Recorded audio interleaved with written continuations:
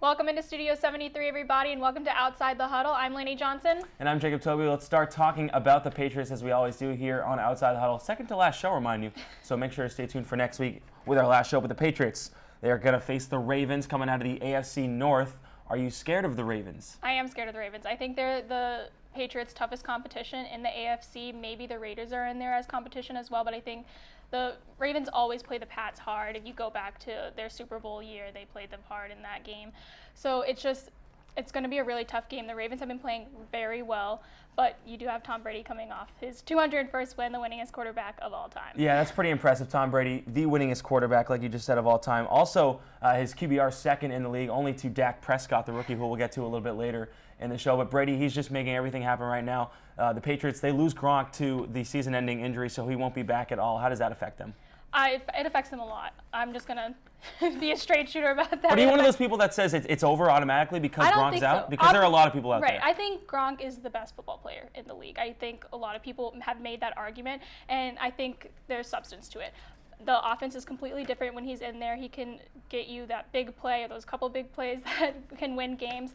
But they have weapons in this offense that are coming into their own. You have Malcolm Mitchell, who's coming into his own. Chris Hogan fits into this offense really well. So as long as the defense steps up, I think they're as much a contender as anyone else. And you can't forget about LeGarrette Blount, who's one touchdown shy of the Patriots single-season record for touchdowns with 15. So he's obviously a big part of this offense. I did not expect him to do this season. But again, I'm not complaining because he's been the driving force of this offense. And then we talk about the Ravens coming off that 38-6 win versus Miami. They just absolutely thrashed Miami. Yeah, they snapped the Miami 6-game winning streak. Miami looked really good coming into that game, and the Ravens just crushed them. They have Joe Flacco. The only thing about Joe Flacco, he is susceptible to turnovers. He has 11 interceptions and a couple fumbles this year, as compared to Brady's only 1 interception. But Flacco has weapons in his offense that he can use. His number one receiver in Pitta, he loves his tight ends. And he had a great fantasy week last week. Exactly. So I think it's a really tough competition for the Patriots. The defense for the Baltimore, pretty good actually. Number 1 in the league in rushing yards per game let up. So does that affect LeGarrette Blount a lot? Because I think it does. Zachary Orr leads the team in tackles and has a lot of sacks in the season as well. So they've had actually a really good defense. Yeah, I think it does affect them. But I think if Brady can get the ball thrown around, give it to different guys, and they have so many different ways they can scheme.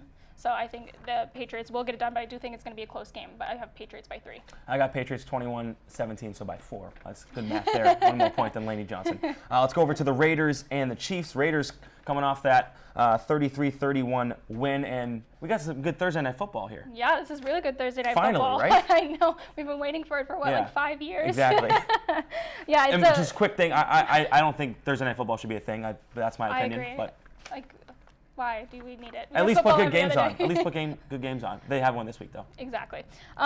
This is a huge AFC West matchup. It has playoff implications. If the Raiders win this one and the Broncos lose, the Raiders are in the playoffs. If the Chiefs win this game, they have the head-to-head win over the Chiefs and could take the AFC West if they win out. So it has huge playoff implications. Can Derek Carr win the MVP this season? I think if he wins out or maybe only loses one more game and they are the AFC West champions, I think he can win the MVP. I mean, I only 5 interceptions. He's been spectacular. I mean, he is, what is his 4th year in the league almost.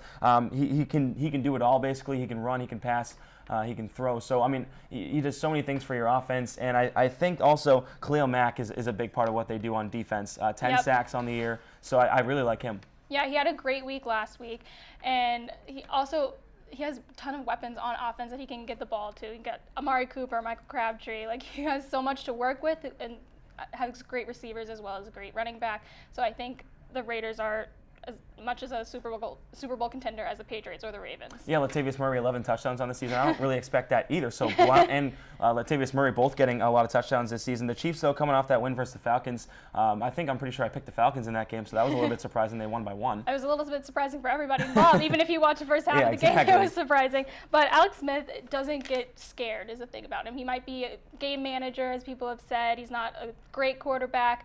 But he keeps his team in there, and even when he's down big like he was last week, he can make those plays to get his team to where they need to be and ultimately get the win. Doesn't matter by how much. And he won by 1 last week. It doesn't matter how much. Maybe the most exciting player on the Chiefs, Eric Berry, 2 touchdowns in the last game. I mean, that's pretty good for cornerback. So, I mean, he's pretty good on defense as well. And but the Chiefs defense, bottom half in the league in yards let up per game. So in this game, I got to go with the Raiders. I mean, I don't know. It's just you kind of go with the hot team. But they're both hot, but at the same time, I like Derek Carr over, Alex Smith. Yeah. I have the Chiefs squeaking by just because I want to see a little more controversy in the AFC West. Oh, interesting. I think it'll stir the pot a little bit, make it a little more fun.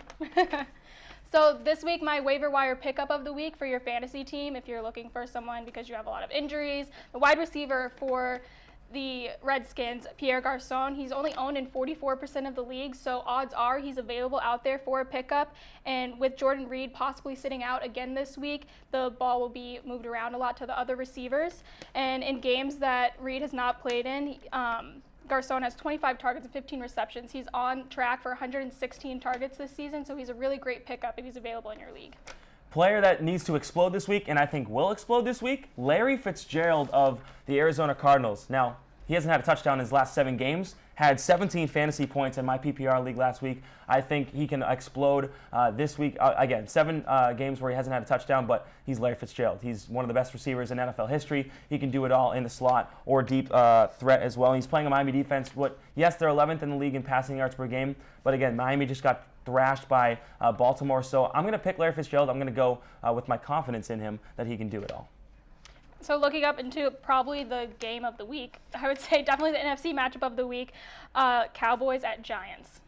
Let's see. Well, let's start with the Cowboys. They're coming off that 2-point win versus the Vikings. And obviously you still have to look at Ezekiel Elliott. He's leading the league in rushing yards and just spectacular all season long. I think he's a shoo-in for Rookie of the Year, and his only competition is Dak Prescott for Rookie of the Year. His teammate, exactly.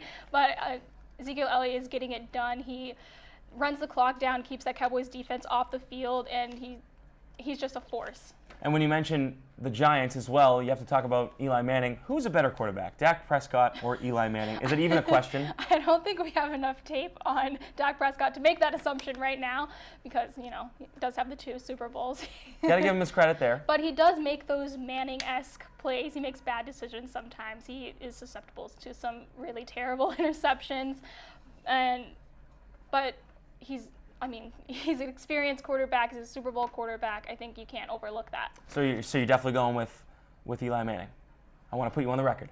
Head-to-head, I'm going with Eli Manning, but in this game, I don't think the Giants are going to win. I mean, I originally thought the Giants were going to win. I'm still going to pick the Giants just because I have to stick with my pick. But I picked it mostly because Jason Pierre-Paul is a beast and could disrupt the rookie quarterback of the Cowboys. He's out for 6 weeks with a sports hernia. That really hurts their defense. Yeah, it really hurts their defense. They do still have a good secondary, and they have Eli Apple as a corner. They have good weapons, and their defense has gotten a lot better as the season has progressed. But without JPP, he's the center of that defense. I think they're not going to get it done. Yeah, I'm going to go with the Giants, still winning by 3, but a little weary because of JPP's injury. I have the Cowboys in a close game because it is at the Meadowlands. All right, I'm Jacob Tobey. And I'm Laney Johnson. Thanks for watching. We'll see you next time.